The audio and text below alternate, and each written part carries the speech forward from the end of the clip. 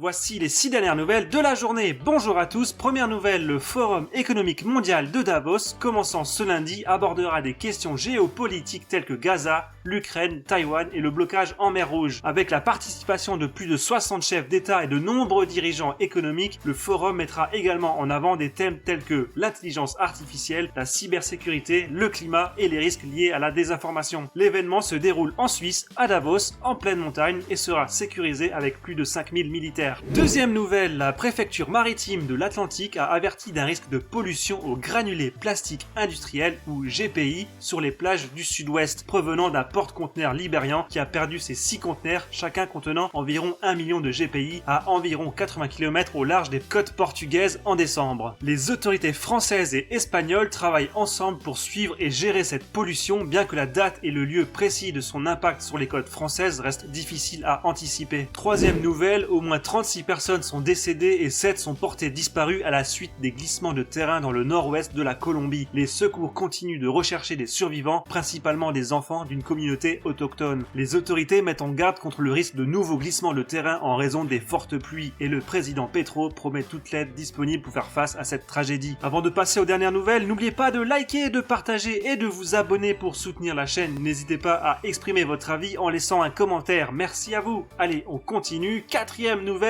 un nouveau billet de 0€, symbolique, sans valeur, qu'il sera possible d'acquérir dès le mois de février, rend hommage aux 80 ans de la libération du pays en 1944. Seuls 3000 exemplaires numérotés seront disponibles, honorant des figures historiques comme Napoléon et De Gaulle, avec des prix de revente estimés entre 5 et 10€. Quatrième nouvelle, RuWiki, la version russe de Wikipédia, est lancée après des mois de tests, se présentant comme une alternative pro-Poutine avec plus d'articles en russe que Wikipédia. Bien que cela puisse inquiéter Wikipédia, le Kremlin assure qu'il ne bloquera pas la plateforme concurrente. Et enfin, dernière nouvelle pour les gamers, Ziwo, 23 ans, joueur de Team Vitality, a été élu meilleur joueur de Counter-Strike au monde pour 2023. Son exceptionnelle année a été marquée par la victoire dans 5 trophées majeurs, 5 titres de meilleur joueur de tournoi et une reconnaissance mondiale. Cette troisième victoire en 5 ans consolide sa position de légende de ce jeu vidéo.